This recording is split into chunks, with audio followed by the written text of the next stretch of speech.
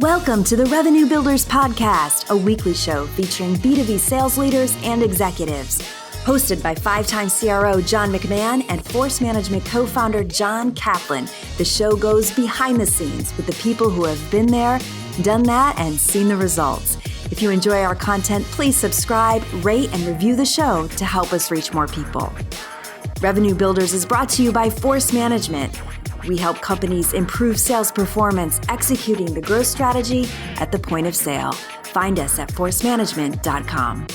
Enjoy today's episode. So Jane, got a lot to unpack here. You've got an unbelievable amount of experience in strategic accounts. Let's just start kind of in general. What are some of the major things that you've got to make sure that you have in place when you're thinking about strategic accounts? Yeah, I think most importantly is understanding the organization first and foremost. How is the company structured? How many lines of business? Which ones create the most revenue? Understand the company organizational structure. And then under that, you have to understand what is each group trying to accomplish. So you start at the CEO executive level and say, what are their biggest initiatives for this year? How is the company organized to achieve those initiatives? And then who is the power base that you want to align to, who has a path to revenue, right? Who needs your solution and has a path to revenue, who can help the executive team achieve those initiatives. So it's really fully taking the time to do the right research, mapping your solution to value, to current initiatives that matter to the executive team. I like that. And where do you like to start, though? So you did the org chart, the company initiative, the power base. Really, how do you find out the power base is the big question. Because like you said, some of these companies have different divisions. There might be an executive structure, and then in each division, there might be an executive structure. So how do you quickly figure out where the power base is? With the emphasis on quickly. That's hard to do. But I was going to say when he added quickly, no. But I do think on that quickly note, like the key is how do you shorten your sales cycle in a big, massive company like that? Yeah. Because you can get lost and you can do tons of research and you can waste a whole lot of time trying to find the power base, John. But I think the only way to find it is really by calling in and trying to see where you can get traction, talking to different people at different levels in the organization. I always start high. Like I'll give you an example. There was a large financial bank. The CIO put out a quote, when an app is down, the bank is down, right? So you use that to go say, we can help you with that. Who would you recommend I speak with? And so I work all levels. You work at the bottom, you get some feedback from the folks that are on the front line, so to speak, and then mid-level management all the way up to the top. And you sort of do that quickly. It's hard work, but you do it quickly with a succinct message that adds value to their day. And then you start to figure out who the power base is. Oh, if we do that, who cares? Oh, yeah. Really? Who would pay for something like that, right? You ask all those right questions, you get to the power base fairly quickly. Yeah, because you start really high. And then your question was, who do you recommend I speak with? My question used to be, who do you personally hold accountable, to fix X, Y, or Z, right? Yes. And then they say, bang, it's Joe or it's Sally. And now out of 50 or 100,000 people, you got the right person. Right. With a recommendation. Talk to that person. Yeah. So we're talking about this, the power base, and you started off with discovery and research. I'd like to just get the audiences, if you're not dealing in strategic accounts today, just to give us a insight on the difference between like an AE in a territory account or what have you, and a strategic account. The amount of research, the amount of time, what kind of expectations do you set, for the audience, just understanding? Because it's whatever research you're doing today, you're doing a heck of a lot more tomorrow if you're in strategic accounts. And then follow up later on. Let's make sure we talk about what you're seeing with AI and some other ability to help you with some of that discovery. So talk a little bit about the vast amount of effort or the difference in the effort. Right. I think the key is honing in on what's important, right? You can go all over the map and read 10Ks and like there's so much data now. I look for interviews with the key executives. You look for key pieces of information that you can leverage to say, am I the right fit? Is this the right fit? Does our solution provide value for what this person's talking about in the media? And so I think it's really finding not the standard stuff. Anyone can go read a 10K, although it's important to do that. But go find personal tidbits that helps you build a personal champion in each level of that organization. I like that. And I think So you think about a strategic account, you're like, you have to, we say it in everything in selling is no business issue, no business. But you have to, in a strategic account, in a larger account, you have to figure out the intersection of where the technical capability impacts the business issue. If you're not bent on being able to translate what you do to business issues, you're not going to be a good strategic account rep. Do you agree with that?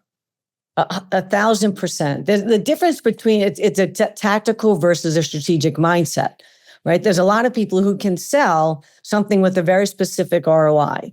And a strategic mindset says, okay, here's what I have. Here's the technical capabilities. How does that map to value that the board would care about in this, multi-billion-dollar company? You have to really think in terms of value, not technical capability. You delegate it to who you sound like, same thing. Right. You're gonna navigate a big organization, a strategic account much more quickly if you can just sell value to what that matters to that person. Like when we do QBRs, I would have my team say, okay, what is the value for the technical director, for the vice president, for the CIO, for the CEO? I want to see each one of those mapped out for me in that account by line of business. Right? It doesn't have to be this massive exercise. Like these are things, if you think in a strategic sense, those things will come easier. The days of when you had the big whiteboards and you mapped it out and they were all over your office. I remember Lockheed Martin and you had every single division. Like that's important to do, but then you hone in very quickly on, I need these 5 people's support and money.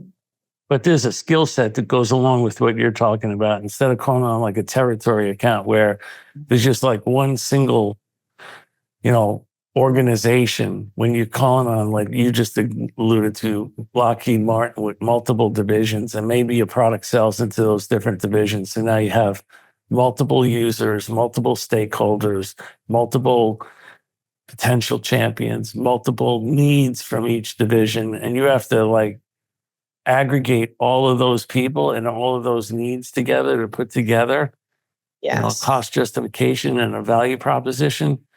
That's a skill set that a lot of people just don't have. Yeah. And what's you might call on one division at Lockheed Martin and go straight up the line, because that's very similar to maybe a major account outside a multi-divisional account. But when you're talking multiple divisions, and sometimes multiple divisions also have a whole nother corporate layer you got to sell to also. Right. And it's fun when you bring those divisions together. Many, many times I've been in meetings where they're like, oh, they haven't even met you. Nice to meet you, John, right? When he's like right down the hallway, but in a different division. So when you realize they're all aligning to the same solution, your ROI just gets a lot bigger as well.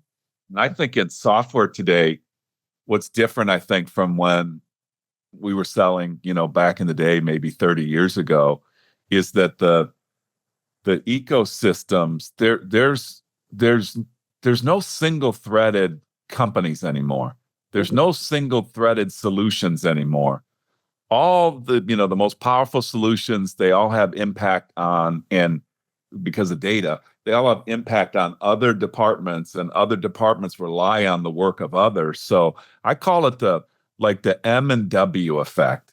If you're a territory account rep now, and if I look into your accounts and I don't see a clear M, and M would be, I started low, I moved up the organization to the VP level, I moved up to the C level, I got the power base and the understanding to get me to come back down and validate. So it's like moving like an M, as in Mary would move, or or a W. I don't care where you start. Then the W is I started high, but I came back low. I got the hall pass to come back low and I worked my way up. If you don't do that naturally as an account executive, you'll never make it as a strategic account rep. And so let's talk about some of those characteristics. That's one for me. If you're not intellectually curious and you can't navigate an account that way with the power base, you won't learn how to do it, I don't think, in strategic accounts, if that makes sense. Yes, I love it. And it's the quickest way to not get single threaded. So whenever I tell my team, whenever you get a meeting, get 5 more, right? At the same day, because you don't want John to tell me you can't go talk to Tim. What you tell John is, John, I also reached out to Tim. I'll let him know how this meeting went. Do you want to join our next meeting? If you make it very transparent and not sneaky, there's a way, a way that you can do this, where you can get high and wide and keep everyone informed fairly succinctly. And it works. It works if you do it right. But it is a talent. What about some other characteristics do you guys Yeah, that's what I wanted to know. I was going to say, if Jane was now interviewing someone, because Jane also has, a lot of territory experience too. So if you were interviewing someone now with your deep knowledge of calling on strategic accounts, what are a couple things that are triggers where you think, that's too big of a jump for them to call on a Lockheed Martin? Or, okay, they have the potential to do it. So what are some of the skills or knowledge that you're looking for, even as Johnny said, characteristics that you say, okay, I got to have this at a minimum to think I'm going to bring them on my team? Yeah, I think that the biggest one for me is that they think in terms of value, solution and value, and that they have the confidence and the courage. They have to show me they have the confidence and the courage to talk at all levels of an organization, right? When people are afraid to call the C-level, they're the same people as you and me, right? They're your next door neighbor, they're your aunt and your uncle. Like, people who have courage and confidence is super important to me, and that they can talk in terms of value. When you ask somebody about, when you're interviewing and you ask them, tell me what you're currently selling, and they give you all the technical components, it's like a definite no. Right. Like if they say, what are you listening to hear that they really understand value, as you put it? What are you listening for? Listen for things. I'll give you an example. Like, I work with Big Panda right now, right? And if you would ask me what we do, and I say I automate event management, you would be like, so what? But if I said to you, I'm going to help companies prevent outages, and when they have them, reduce them faster with less people, there's your value statement. Right. I look for that. I like them to tell me that what they do, that's valuable. Like you guys used to say, what would you tell your grandmother that you do? Like, how do you help her understand what you do? I still, that has resonated with me today. Like, I think selling value and courage, right? Hard work and all those things you can get but I think those two components, the ability to think at all levels and sell at all levels. And how do you extract their ability to have confidence and courage at the highest levels? Yeah, I mean there's a lot of things come with that, right? It's the standard eye contact, body language, etc. But then tell me how some of it's gut feel. It is 100% tangible stuff you're looking for. Yeah, like walk me through a deal that you did. Who did you call on? Who did you talk to? Right? Did you talk to the CEO? No, why not? Right? Just really digging into their mentality of how they went end to end. How did they find it? How did they close it? Tells you a lot about their thought process, because that's what you're looking for. How do you think? Or even like what you brought up before, where did they start the sales process? Did they start really low, to Johnny's point, and then go up? Did they start really high and go down and back up? Right. That's going to tell you a lot also, right? This value, I'm so glad we hit on this value thing, because everybody talks about, they got to know how to sell value. They got to know how to talk about value. But when I ask people what that means, you did a really good job of giving me an example, Jane, of what that meant for you. And I think it's a great one. I think people kind of overcomplicate it. When I look at it, it's like simple. How do you continue the conversation from an understanding of technical capability to business outcomes, to where it's just natural? It's where your brain goes. Sometimes I'll talk to people. I'll say, hey, tell me about a great deal that you had. And then I dig in and I ask them, like, what the customer did and how did they make their money?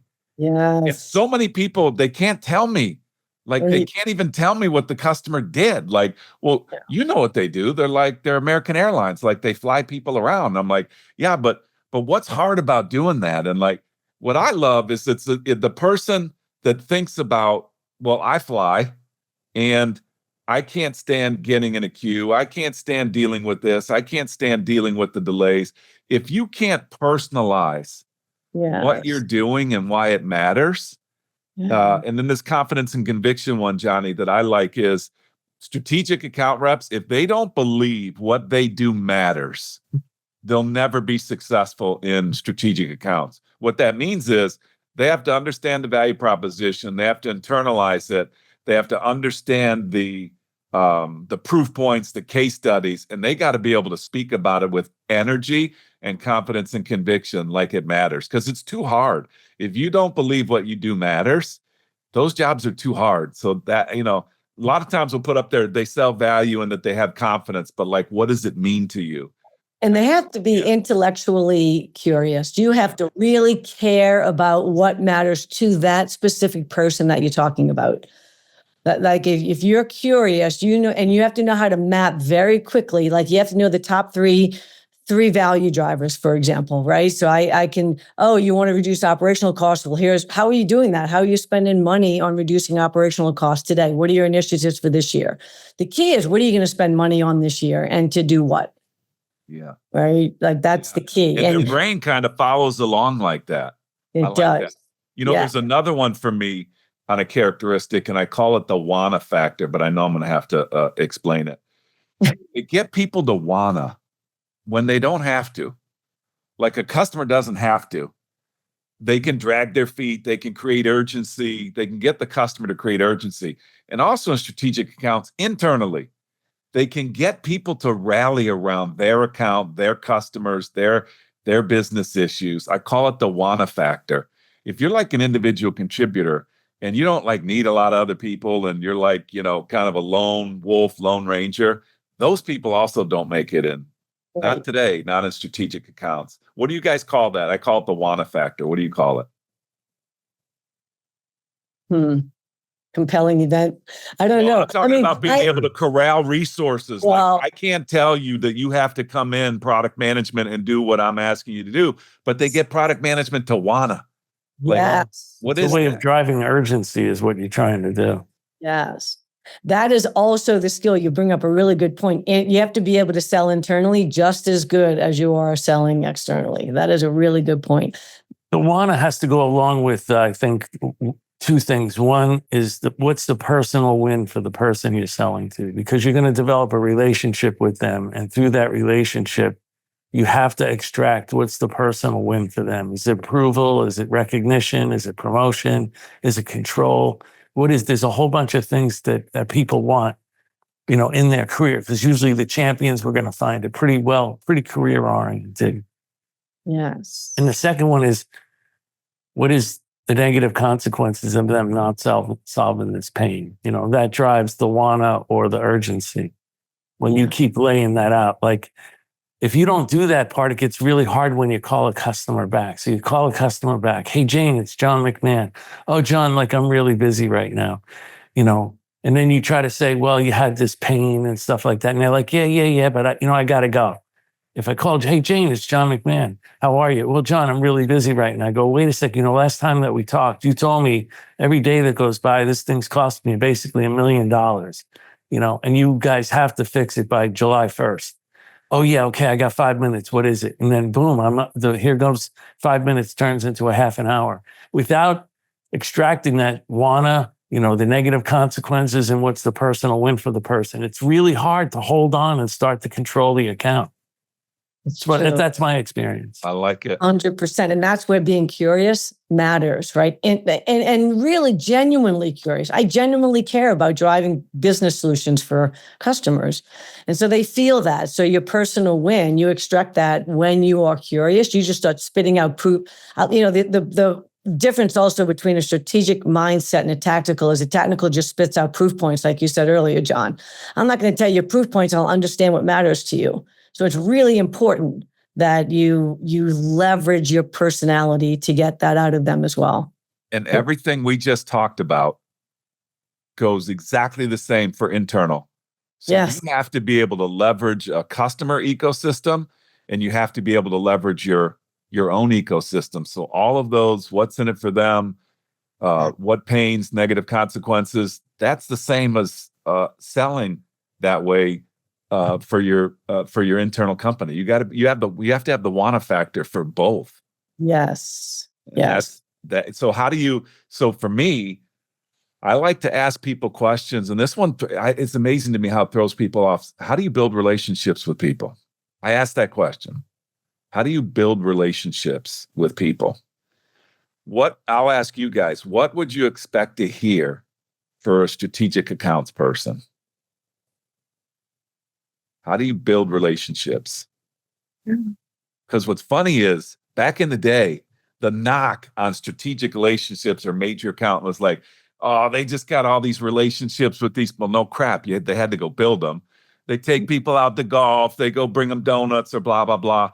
For me today, fundamentally, how do you build relationships with people is you're solving problems for them. Yeah.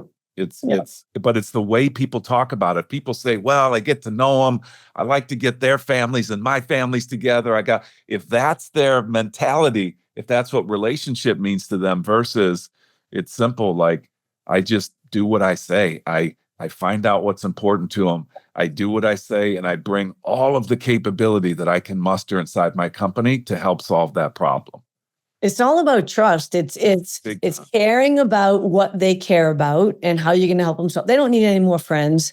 Let's be honest. Like that guy I'm calling on doesn't need another friend to take he and his wife out to dinner, right? But he does need me to fix a problem that he has, and quickly. And so it's earning the trust that, I'm going to be able to do those things. And those come in little bitty things. Like we hang up and I get exactly what he asked me for, didn't ask me for, but I'm going to add value to his day.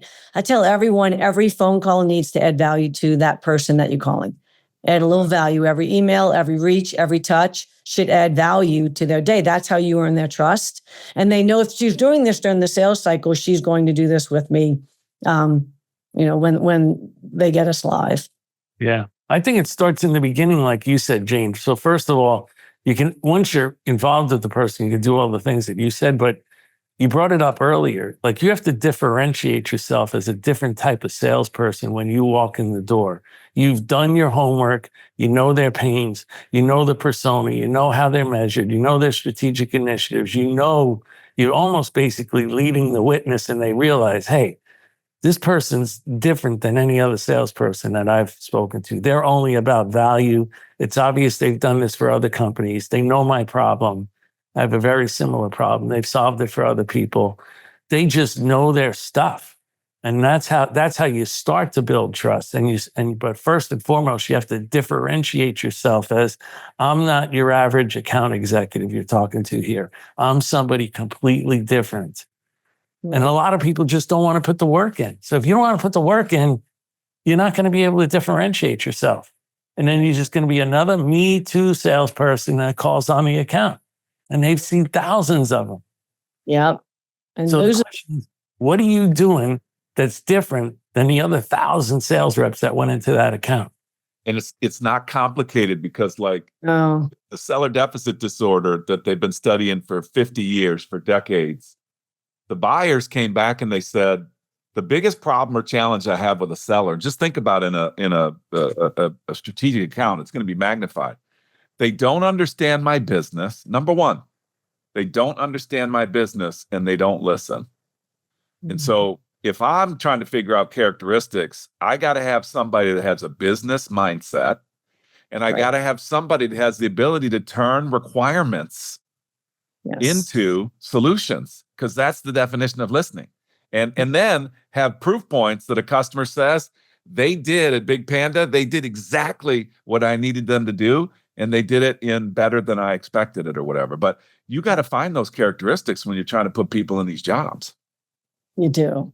And don't ask them, what do they lose sleep over? Or like all the traditional questions. What are your initiatives for this year? go in and be wrong. You can be wrong because then they're going to tell you why you're wrong and they're going to tell you the right answer. Like there's so much about that first, you don't get a second chance to make a first impression, right? I mean, couldn't be more true in today's world of selling and especially in strategic accounts. What do you feel about organization? Well, hold on. I just want to add one other thing to what Jane said. So the other thing too, and I've made sales calls with Jane, is that once she's deep into the account, and this is really critical too, to keep the person wanting to deal with it, she starts to know the account so well, she's telling them stuff that they don't know about. Right. Trusted advisor. Yeah. Yes, exactly. Jane has now become somebody that they're learning about their own company from Jane. And you can find that out, Jane, when you're interviewing, right? You could just ask that question. Give me an example of where you shared information with a customer that they were hearing for the first time. Yeah. When have you introduced the internal people to each other? Yeah. Right? Like that's a key, that you walk in the halls and you're understanding everyone. And hey, you should network with the guy over in eTech because he's trying to solve the same problem you are and he's right down the hall. Let's get together. Competency. That's a competency. Another one is, for me, if you want to be a strategic account rep and you are not organized, which means you have to own yourself first. If you're not an organized person, and you have to first own yourself, and you have to be able to project manage, and you have to be able to organize those around you because you're juggling so many balls.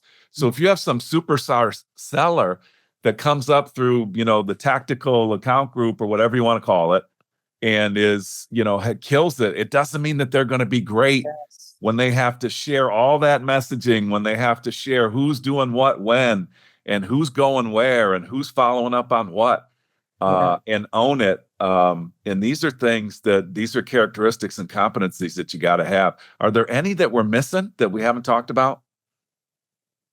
I think you got to be a great negotiator. Yeah. So I could look for that. Driven. Yeah. And super driven to want to do the big things, to create the big deal for your company, like to really stand out. And all internal, not for recognition, just like internally, you have to be driven to want to do those things. Like it was fun to sell the biggest deal at PTC. I remember I was talking to John McMahon and there was a woman on stage, Ann Gary, who I know has been on your podcast before, and she had just sold the largest deal. And I'm interviewing and I'm like, I'm going to be on that stage and I'm going to do double what she did. Right. And we did. Like she did 10, I did 20, like it was years later. But you have to want to do that for yourself. You have to care. Like it's fun to go map out an organization. Like that's fun. It can't be a hassle. It's really fun to figure out who's who and who cares, and then how you map your things to it. But I think internal driven. Big thinking. Yeah. Yes. Big thinking. You can't be a small thinker if you want to do well. You got to imagine the impossible, because many times what you're doing, and what you did, Jane, at all these companies you've been, is you thought the impossible, they weren't doing. Your companies were not doing what you wound up doing in those strategic accounts. So you and the customer had to envision that. You had to think big. And then you had to bring it back and convince your company to think big also. And that is a competency and a skill. It is. And you know what? You have to be able to convince each side to take a risk. Like this company's taking a risk because they're investing more than anyone's ever invested in our startups. And internally, they have to take a risk that it's going to be worth it. That other customers are going to want to also have this development an innovation that you're pushing. So you have to be able to sell the value of risk on each side as well. Love that. Is there anything that's negative that I have one that I can spot a million miles away that would not make somebody a good strategic account rep? Is there anyone that you guys can think of? The poor listeners. For sure. Yeah. Not taking the initiative, I would think. You need people. I like that. I like that. I call it going native. One of the worst things that can happen to a company, and when you're if you find it, let's just we're talking about reps now. If you find yourself going native for your customers, difference between solving a problem for your customers and going native, where you are basically in a position where you're making excuses for your company or protecting your customer, or if you have a mindset of that, I don't know how to explain it. Maybe you guys can do it better, but I find it happens a lot with people, and that's their definition of building relationships. Like, I have to protect this customer, and they forget about that. Yes, you have to protect the customer. You also have to protect the company, but they have a history of going native inside of accounts and coming back to your company and saying, if we don't do this, then this customer is going to go sideways and they're going to do this. All these bad things are going to happen. That is a kind of a disposition that I find does not go well in strategic accounts. And you can interview for that. Does that make sense? Yeah. Definitely. Hey, Jane, when you're starting a team, like how many, and you know that this person can handle strategic accounts, how many strategic accounts do you like to give them in the beginning? A great question. Thank you. It's a great question. I'd ask decent questions. And thank God you're here. It's such a fine line. We struggle with this because we've done it in lots of different companies. I think you start. There's a point where you need the big logos to get your the company to where it needs to be. Then to really promote someone or create a strategic account division, I think you have 1 or 2 people with 4 or 5 accounts. And I even think that's too much, because if you do your job right, let's say you have Wells Fargo or you have Disney, it's a full-time job. But also strategic reps are also a little bit ADD. That's why they're good at multitasking all over the place. So you have to have variety for them. So it's a combination of variety of like, okay, when I need to take a break from Disney, I can go over here to Wells Fargo, and they're totally different. I think 2 or 3 is what you can handle really well, but you have to set high expectations because they need to be able to generate, the revenue that's expected in 2 or 3 accounts. Yeah, I agree with you. The biggest mistake I've seen companies make that are startups and then they start to scale is they have like a Jane Thompson, an Ann Gary, a Marty Carty. And then what they do is they say, that's working so well. Let's just take 10 other reps and put them into major accounts or strategic accounts. Fails all the time.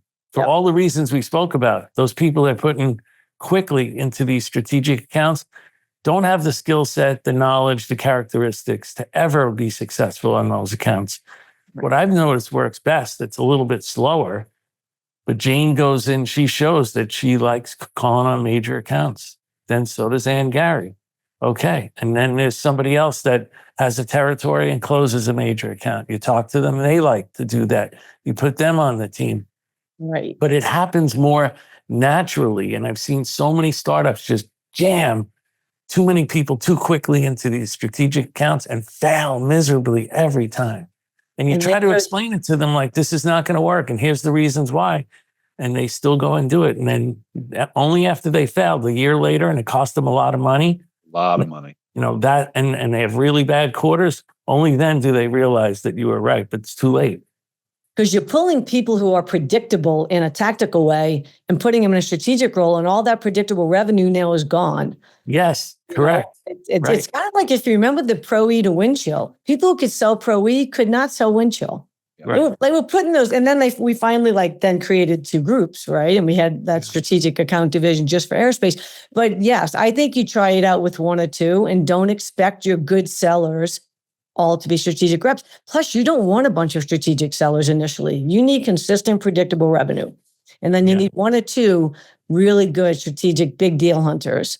One of the other phenomena you see is a startup, like somebody might have a couple states. The company grows, you give them 1 state. Company grows, you give them 1 city. Company grows, you give them half the city, you quarter of the city.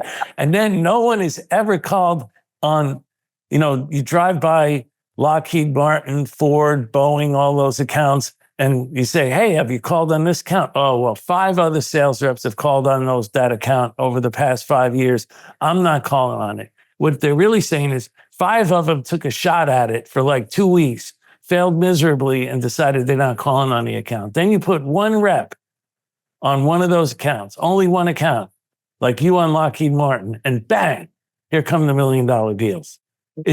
To your earlier point, Jane, it's a concentration to get into these accounts, move through the politics, understand the power base, develop the value proposition, build champions. That's a lot of time and effort. And you need dedication and a mindset that says, I'm going to crack this account. You can't be diluted with 10 strategic accounts. You can't. And that you bring up a good point. The other characteristic I would look for in hiring a strategic rep or promoting one is the concentration piece. They have to love figuring it all out and spending all the time and living in one place. To be badged in is a good way to say it, but like that, you need that mindset as well. You can't have somebody who needs 10 things to be distracted. I was going to say, like when you said the ADD, I said, well, in my experience, that does not go well in strategic accounts. If a person had only one place to eat, if they had only, I'm not saying just one account, but if they had only one, would they figure it out? Or would they say, I need more accounts? Like you need somebody that has the ability to take something and make it into something that nobody else could do. And that's kind of a mindset. So we're talking a little bit about kind of like companies now making decisions. Jane, you've been brought into, I think, the last 4 companies or more that you were brought in specifically to do this. So let's talk about how do like earlier stage companies, what are some of the things that, and Johnny, you've had a great success with this of being on, some great boards of some incredible startup technology companies. When is it time? How do you know it's right? Time for what? Throw that out there. Time for moving up market with a bigger account. Because with that, you got to be careful what you ask for, I'm assuming. Yep. I think early on, I think to John's point earlier, it's got to happen organically. You don't go out and find it. I don't think you make a decision. We're creating a major account team or a strategic account team. I think in the early stage companies, it happens organically. Someone rises up from the ranks. That's your big deal person. Let's give them 3 accounts and incentivize them to go make something out of those 3 accounts. It's a mistake, and I've seen it happen in all 4 companies recently. Like I've seen it where they go make a statement. We're making a strategic, and I'm like, no, you can't do that. And why are you putting that person there, right? I mean, we just did it, and then that person got 40 more accounts. I'm like, what? Yeah. So like you have to, I think it has to, John, happen organically. And I think you need them in the beginning. You need in early stage companies to bring in someone who's going to bring you the logos. But I don't think you create that until, I don't know when the right time is. I think it's almost company dependent in what you're selling. But 5 years in, right? Like you have to organically let the first couple happen. I mean, you see it, like you see people go verticalization, you see people go major accounts, and then you see it go back because it didn't work. So I think you have to know your business. Big accounts, that's the kiss of death. Like what you just said, I think if it's not thought out well, and you take people and you put them on a Lockheed Martin and they treat it like a territory rep, and they got a bunch of small deals in Lockheed Martin and nothing's coordinated, when something falls apart and the company realizes that, and they will realize, a big company will realize that they're a big company and you're a small company, and they'll remind you of it every day. Yeah. And once you make a mistake, it's very difficult to go back. You're kind of training that customer on how you want to interact with them. So it's pretty critical. It's really hard for people to understand, whether you're the CRO and you've never experienced, a CEO or you never experienced, or even a rep that says, well, I could call in that major account. Like I'm a great salesperson. I really know sales. I can build relationships. I know MedPick. I know qualification methodology. I know all that stuff. Yeah. My analogy is Tom Brady will probably go down as the greatest quarterback in history. His knowledge of the game is impeccable. The guy studied film night and day. He knows everything about the game. Move him to another position on the field, and on the first play, you'll go, what the hell is he doing in that position? Great analogy. He doesn't have the skill set. So that's what people see. They say, well, the person has the knowledge. They know our product. They know the industry. There's no reason why they can't do it. Yes, there's a giant reason. They can't throw a ball 75 yards to a receiver that's running a 4.5 40. They can't do it. Yeah. And it's a disservice to that person by putting them in that position as well. Yes. They fail, then they can't look back, right? You lose them. They want to leave. And they're deflated, and now they go somewhere else. So it is. You have to really think long and hard about these. And I don't think you create big strategic account divisions. I think you have a handful of people at max towards the end. Did you guys ever run into, I ran into this a lot when I'd go into companies, and like strategic accounts and major accounts became the graveyard of failed frontline managers. No. Did you ever see that? No. Say that again. Strategic accounts and major accounts. And I'm not saying these are wildly successful companies. I'm just saying companies that I've been in, and it's not a small amount, is I'd go and I'd look at the people that they had in major accounts and strategic accounts. And many of them came out of like leadership ranks, or came out of like, and a place to park them was in major accounts or in strategic accounts. I never understood that, because if they weren't successful, that's still another mistake. Does it still happen today, Johnny? A leader doesn't mean now they have all the skills and characteristics that Jane was talking about earlier. They just don't. So did you not see that anymore? I still see it. Well, you still see people making all kinds of problems. Jane sees it. I see it. You see it all the time. It's a parking place for some reason. But John, what's interesting about what you said is it makes me think about, you can't put a tactical leader on top of a strategic account. And I've done that, where I've gone into a leader who did not understand the strategic. They're just wanting tactical answers, right? That's a mistake as well. Yeah. So you'll see what your point is, Jane, I think, is you have a first line leader, and maybe they have 3 territory reps, and then they have 2 strategic account reps. Right. And they never had a background in strategic accounts. The leader has never had that background. They are definitely not communicating with the 2 strategic account reps, because those 2 strategic account reps, if they have all the skill set that Jane's talked about, they know that this manager has no idea what they're talking about. No idea. And nor do they care, because they're incentivized to go hit this number on a quarterly basis, and strategic account reps are going to sell differently. Yes. So like, I'm going to bring you that, but all in one quarter, right? But why aren't you doing like they just... I think if we ask people right now that are listening to just take an inventory, and if any of that stuff is showing up, I guarantee you there's going to be some stomach aches on this freaking drive home or wherever you are. Definitely happening. I still walk into accounts out of 10 account companies. How did that person get here? And sometimes the number one answer is they didn't make it over here. Yep. And I'm like, so now you got them on the biggest account. And I'm not talking about leading teams.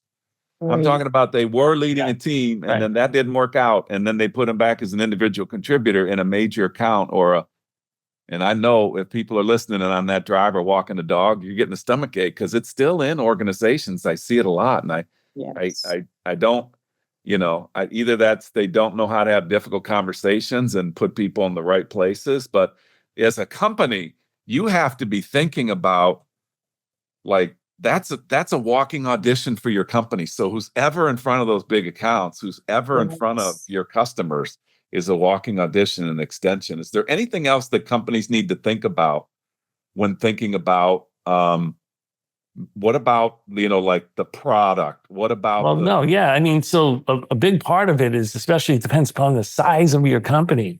Yeah. So you have to think about your ICP. Let's say you're a startup. You think about your ICP.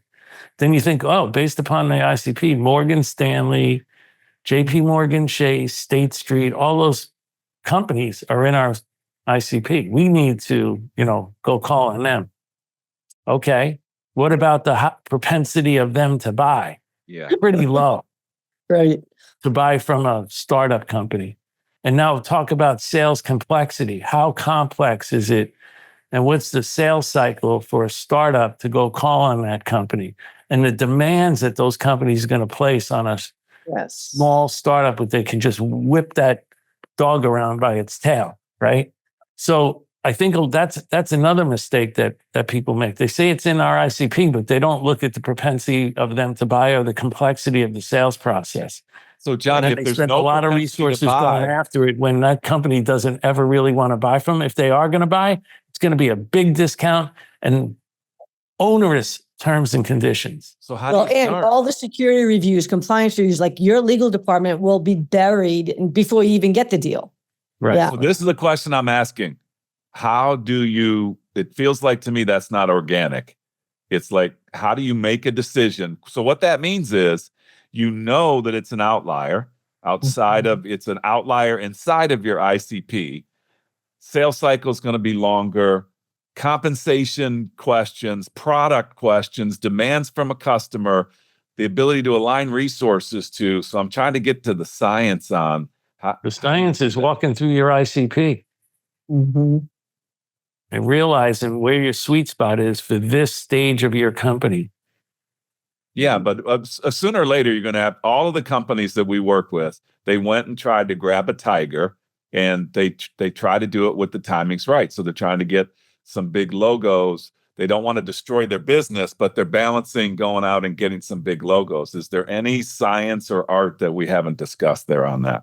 I do think some of that's organic, John. Like there are people who can go in the early stages of a startup and sell to those big institutions. It is a time and resource sink, right? So you have to make those. There's a trade-off when you're in that mindset. Like, should we or shouldn't? I've seen people do it wrong. Like back in the day, we had a competitor that disappeared off the face of the earth because we walked away from one. Yeah, and they took it, and they don't exist anymore. Yeah. So there's also the mindset of the company. You know, let's say it's a tech founder and they've never been involved in sales, and then Jane decides she's going to go call on Morgan Stanley and JP Morgan Chase, and it's a startup, and Jane's into it almost 2 years before all of a sudden it looks like this could be a giant deal. That tech founder's losing patience. The board, a lot of these board members have never been involved in sales. A lot of them are MBA, Stanford or Harvard MBA people, and they think you need to get rid of this Jane person that's calling on this account. Yep. So you have to have, your company has to have the patience and understand what it takes to crack one of those accounts too. Not only the length of time that it's going to take, the support that the rep is going to need, and the compensation plan that the person's going to need. Because then what I see is the person's been working the account, and in year 3, they're finally going to land the account. And what does this tech CEO want to do? Cap the commissions. Yeah. Come on. We can't have anybody make $1 million in this company. What are you talking about? The guy's been working on it for 3 years. He hasn't made anything. And now you want to cap him? You send in a message to your entire sales force and the outside industry, don't work at that company. You are. And I think in the beginning, in the early stages, you need to set the mindset that you need to do something in 6 to 9 months. Go find me an in that account in 6 to 9 months, right? Like you can't afford a 2 to 3 year sales cycle in an early stage company. Yeah, so then, Gene, let's do that. Now, let's say you're managing, that's a great point. You're managing 3 to 5 strategic account reps. What are you looking for in that 6 to 9 month time frame where you're saying, okay, this is the start. Like, it looks like they're grinding into this account now. What are you looking for? Yeah. I mean, like, I have no patience. So I'm looking for, where are you finding urgency? Go show me a compelling event with urgency with an executive buyer and sponsor. Show me that there's a line of sight to them. And if you stop playing around in that division and go to this division, like I'm the least patient manager I know, right? So it's literally having that person have the same urgency as you in the account. So it's looking for mapping to something they're going to spend money on within 12 months. What's the proof? Are you looking to go on a sales call with them to see that that's true? In your... Were them bringing back information from the account that they could only get that from, a potential champion, or where they were showing value? And join the champion calls, right? And hear it for yourself. You map out the account. You can sniff out whether this is real or not. Like, I think there's a lot of building trust with your reps, and then doing those meetings with them. Take me to John. Let's go meet. Let's go take John to lunch. I can't wait to hear all about it, type thing. You really can tell that. But I find most strategic reps, if you put the right ones in your organization, are going to be so self-sufficient. They're confidently answering all those questions. They're happy to take you. In fact, they're inviting you. Like, it's building that type of team and trust with your team. But I don't have a 2-year patience with any account. I think it needs to be very, like, in 12 months, we have line of sight to a deal if we don't already have a deal. Yeah, but you can sometimes be in those accounts and get small deals first that sometimes can fool you that you're going to get you're on your path to getting bigger deals. Yes. And sometimes it's maybe the only deal you're going to get because they were calling way too low in the account. Right. Big accounts- you don't want to take big accounts can afford to have test tubes. They can all afford- day long. One of the All things day we long. talked about, They John, give was you 100 urgent. grand just to go away. Yes. You think you won. And Yes. we're going to list JP Morgan Chase on our website. Yes. Yeah, that's the last time you're ever going to see them as an I account. tell you, those who have the resources to just go run off and do a POV, the quickest way to get rid of a rep is give them something to do. Yeah. Right. Let's go do that. Go in that little lab with the rats, right? And then come back to me.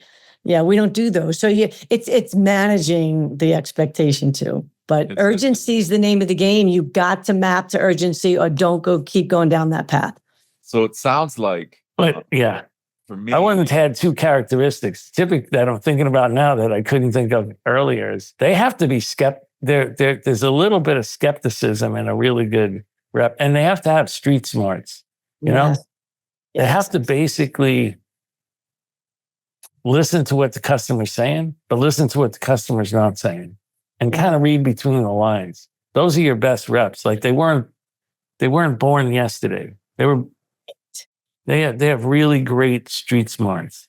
I love that. The street smarts, the intuition, right? And what I believe is that you build champions who are like you.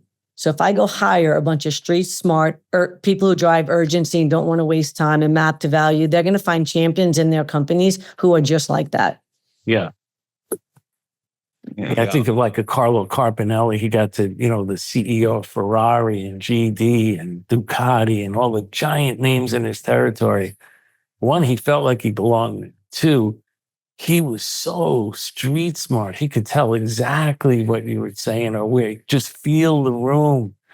And he could just say one thing and you were like, wow, that's freaking brilliant. But that's, those are characteristics some people have or are born with and other people will never have. Right. Yeah, Never. You can't buy that. You can't sell it. You can't inherit it. It's true. And you can't teach it. You can't teach it. No.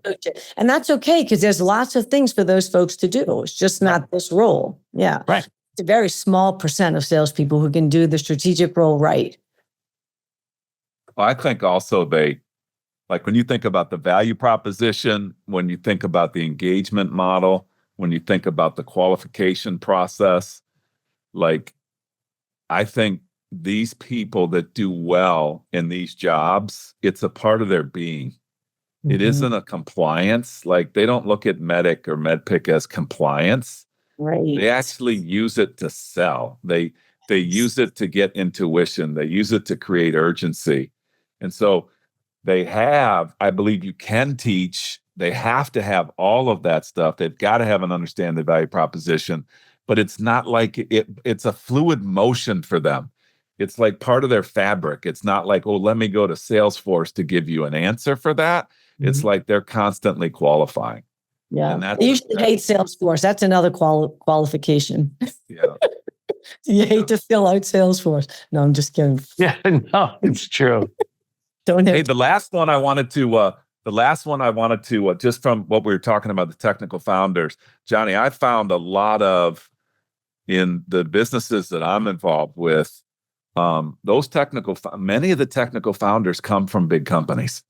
So they were either in IT organizations in big companies, they were working for banks, or they came up with these ideas, and then they went off and started something on their own, and they kind of like to take those big ideas and then go back into the big boys and girls and sell those, and then they stall because they can't scale a company because they don't know how to move that down into the rest of the ICP. And then that technical founder, provided that person can go on every sales call and wow every technical champion, those things stall. But I find sometimes the thinking of the technical founder has an understanding of the big mechanics and the big resources that work in the big companies, and sometimes they get amnesia as they move down the ICP. So it's almost the reverse. So you got both of those going on. So I think it's probably nowhere, if you're thinking about joining a company, these are all real good things. Now, if it's a technical founder, where do they come from? And what's their disposition? What's their point of view? I think those are awesome. What didn't we cover, Jane? I think we hit it all, right? I think the importance of characteristics of a strategic rep. When's the right timing? How do you find them? How many should you have? I don't know. The only other thing I think would be compensation. That's such a tricky one. I know we talked about that. Yeah, give us your thoughts on that. Yeah. I feel like you need to pay them a little bit more, but not enough so that, I mean, it's always been a complaint, like it's going to take me longer to get deals, but you need to keep them hungry, right? I mean, those folks, the folks that are good at what they do are going to want to have the high-end paychecks. And so I think you incentivize them to be in that role, to have longer sales cycles, but not too much more than what you do for the rest of the organization. I've seen it both ways. I've given them a high salary. It is more, and sometimes you have to draw them up, because if they're really good and they were a strategic account rep or account executive, they come into the company and now they change companies, and now they're taking a big hit to just go straight back to their base. And knowing that your sales cycle is going to be 9 months to a year, you have to find a way to draw them up so that they're not, doing unnatural things to get a deal in an unnatural time frame. Right. And there might be little bogeys along the way that you think. Yeah, to your point, Jane, if I start to see like material differences in that account, and you can pinpoint to, well, now they're at the C level, we're doing a POV, they got the cost justification going. You now know it's probably even in 90 days just to negotiate the terms and conditions to get the purchase order out. Minimum. The person's coming off their draw. Okay, you have to do what's right for the business and right for the person, right?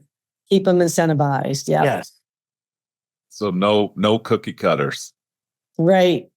I think people get into a challenge when they try to either run like a tactical organization and strategic, or strategic and tactical. If you're not honest with yourself on that, you're not going to keep your people. And there's spiffs. We've done spiffs. There's spiffs you can do. If you get a meeting in that line of business with those 3 executives, you get X. They're going to go get them. The coin operated folks are going to go get them. Oh, you give them MBOs, right? Yeah. Yep. Hey, what about executive? This is my last question I wanted to get your opinion on.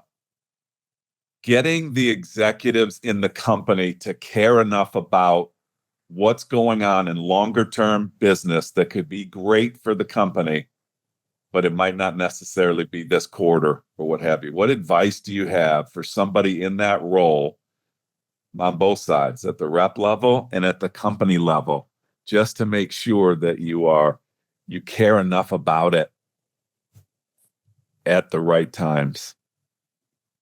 Well, I'm not following. Ask again. So you put people on these jobs. I didn't follow either. You got a tactical forecast, let's say. Okay. And you want to make sure, or maybe you don't, but I always like to make sure that it had executive sponsorship. If you're working in a strategic account and you didn't have somebody on the inside in your company that's kind of signed up for that account that helps the rep from an executive point of view, I was just looking for some advice on how you guys do that. Or do you think it's not important? No, it's definitely important. You have 2 people. One, you have the strategic account manager that they report to, or leader, or director, VP. And depending upon the size of the company, could be an executive VP, right? Could have, 50 strategic account execs. Right. And then you have the CRO. That's the CRO's job. Yeah. Get involved, understand your big deals, know what your people really need from you and what they need from the company. Yeah. And then that CRO's got to get the CEO to buy in. Company. What's that? Somebody's got to be running interference inside the company, because sometimes these great reps can get lost in an account and they wake up one morning and say, why do I care about this more than my company? Right. And they leave. I see it a lot. And then they go do it for somebody else in the same account.